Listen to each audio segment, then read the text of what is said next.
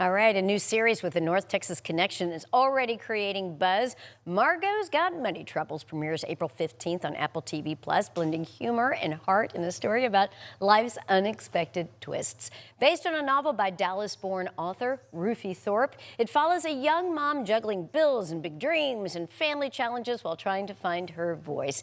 Author Rufi Thorpe and executive producer Ava Anderson join me now with more. Hi, ladies. Hi there. So happy to be here. I have to say that I'm so glad you're here, and so many of us can relate. This story really kind of balances humor with some very real life struggles. What drew you to Margo's Got Money Troubles? I mean, I think everyone just loved the way Rufi wrote this book, just telling the story about this woman with very few resources who has a baby, is living in an apartment with roommates and trying to raise this kid all by herself, and then has to find ways to be creative and find ways to make money while just not sacrificing who she is as a person.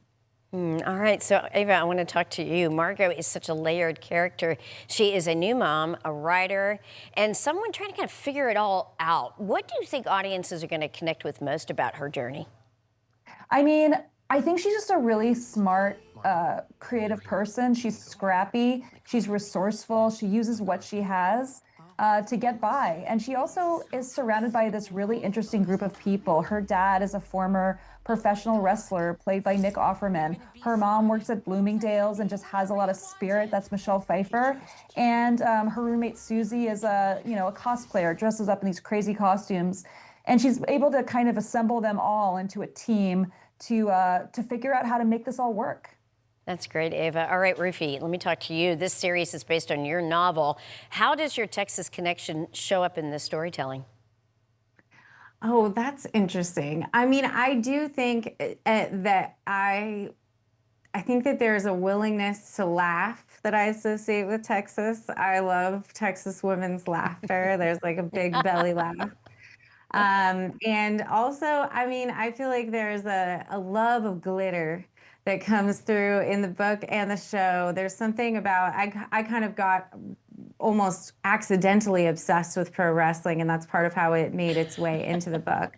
But that understanding of the importance of spectacle.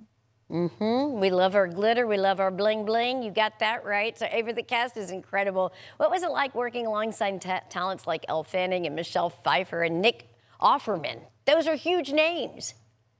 Yeah, it was a dream every single day walking on set, working with stars that you've just admired, sometimes for a shorter time like Elle Fanning because she's so young, or sometimes since you were a kid like Michelle Pfeiffer. I mean, they all showed up so excited. They all loved Rufi's book, and they just showed up ready to do whatever it took to bring this story to life. They were such good sports and so much fun to work with. Nick Offerman learned to wrestle like for real to do this. He did all his own stunts. He trained for 7 months. That's really Nick jumping off the rope. Wow.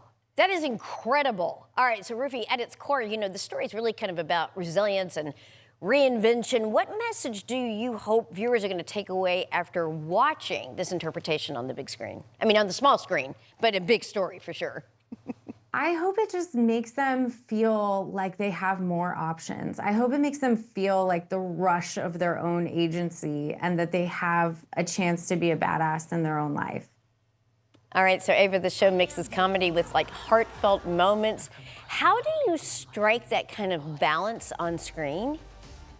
I mean, this show was created by David E. Kelley, who's had the most amazing career, Ally McBeal, all the way back to LA Law, Boston Legal, Big Little Lies. He made all those shows happen, and he just understands how to mix drama with comedy in the best way. And his wife, Michelle Pfeiffer, is working with him for the first time on this show, and it just was just a magical thing how he was able to synthesize all of this stuff together.